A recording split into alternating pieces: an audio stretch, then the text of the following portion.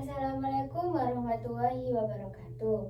Om Swastiastu, Namo Buddhaya, salam kebajikan bagi kita semua. Saya Syari Rafetrani dengan NIM 008 dari kelas 2022B. Di sini saya akan menyampaikan narasi mengenai sejarah bahasa Indonesia yang menjadi keunggulan Indonesia sebagai bangsa dalam sudut pandang generasi muda serta prospek bahasa Indonesia di masa mendatang bila dihubungkan dengan disiplin ilmu. Seperti kita ketahui bersama bahwa bahasa Indonesia adalah bahasa yang digunakan oleh rakyat Indonesia dalam berkomunikasi. Bahasa Indonesia menjadi identitas bangsa di tengah-tengah bangsa lain di dunia.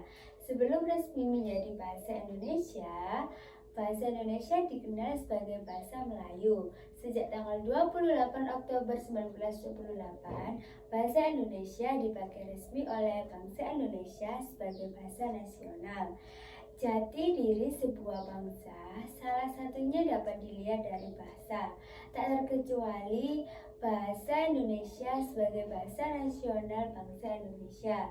Bahasa Indonesia memegang peranan penting pada semua aspek kehidupan sehari-hari warga negara Indonesia dalam hal berkomunikasi. Seringkali dengan alasan mempermudah komunikasi, tidak sedikit orang menggunakan bahasa Indonesia dengan tidak baik dan benar. Karena itu, perlu adanya kepatuhan dalam penggunaan bahasa Indonesia agar pertahanan bahasa Indonesia tetap terjaga. Mengingat banyak pengaruh dikarenakan globalisasi, salah satunya pada sektor pendidikan. Generasi milenial ialah masa adanya peningkatan penggunaan dan keakraban dengan komunikasi, media, dan teknologi digital seperti sekarang ini. Generasi yang hidup di era milenial ini memiliki karakter yang khas. Sejak di bangku sekolah sudah menggunakan gawai dan menjadikan internet sebagai kebutuhan pokok. Selalu terhubung dengan internet supaya dapat mengakses hal-hal baru atau sekedar bersosialisasi dalam media sosial. Generasi saat ini disebut dengan generasi milenial, yaitu generasi yang lahir antara tahun 1980 sampai 2000-an. Bahasa Indonesia dan generasi milenial, bahasa adalah suatu media yang digunakan untuk menyampaikan dan memahami gagasan, pikiran, dan pendapat. Bentuk bahasa berhubungan dengan keadaannya dalam mendukung peranannya sebagai sarana komunikasi untuk berbagai kepentingan komunikasi pemakai bahasa. Dan hubungannya dengan aspek nilai dan aspek makna adalah peranannya yang terkandung dalam bentuk bahasa yang fungsinya sebagai alat komunikasi. Ketiga unsur tersebut secara keseluruhan dimiliki oleh semua bahasa di dunia. Bahasa menunjukkan bangsa, itulah kata bijak yang sejak lama tertanam dalam benak kita.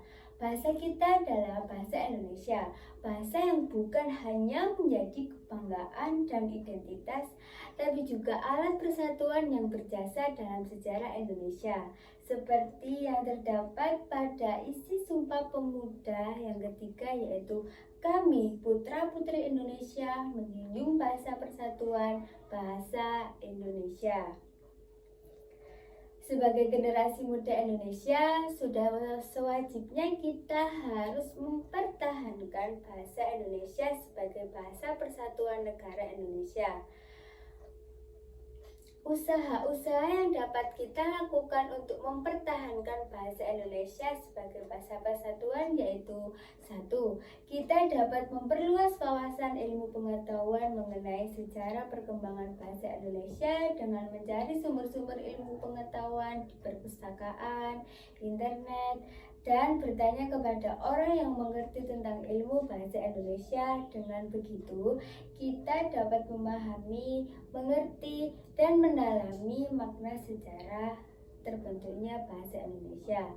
Dengan kita mengerti sejarah bahasa Indonesia, kita bisa lebih menghargai penggunaan Indonesia yang baik dan benar.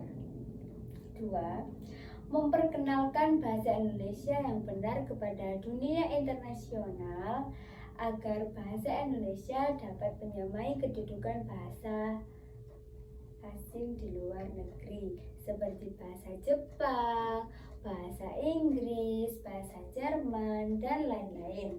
Cara yang dapat dilakukan untuk memperkenalkan bahasa Indonesia ke dunia internasional yaitu mengikuti acara-acara internasional tentang pameran budaya dan bahasa Indonesia. Media berbagai macam informasi dengan menggunakan bahasa baku dan aturan penulisan di dalam ilmu bahasa Indonesia di berbagai media sosial seperti blog.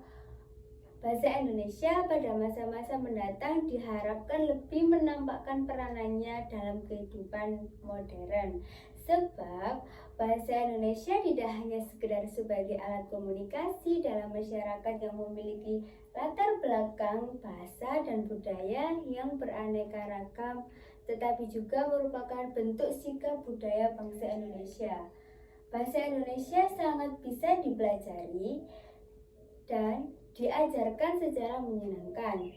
Dengan begitu, peluang untuk menjadi bahasa Indonesia sebagai disiplin ilmu yang dibutuhkan oleh ilmu lainnya akan semakin menguat. Disinilah peluang profesi berlatar belakang bahasa Indonesia menjadi diperlukan. Sungguh, bahasa Indonesia tak cukup hanya dicintai atau dibanggakan, tapi dipelajari dan diimplementasikan manfaatnya bagi semua sisi kehidupan manusia di Indonesia. Sejarah telah membuktikan bahwa Indonesia adalah satu-satunya bahasa yang mampu menyatukan daerah-daerah yang terpisah di dalam Nusantara hingga mampu mewujudkan satu kata merdeka. Ketika kita sudah memilih bahasa Indonesia, maka teguhlah dan bergeraklah. Demikian kiranya yang bisa saya sampaikan, kurang lebihnya saya mohon maaf jika ada salah kata yang terucap, dan atas perhatiannya saya ucapkan terima kasih yang sebesar-besarnya. Akhir kata, wassalamualaikum warahmatullahi wabarakatuh.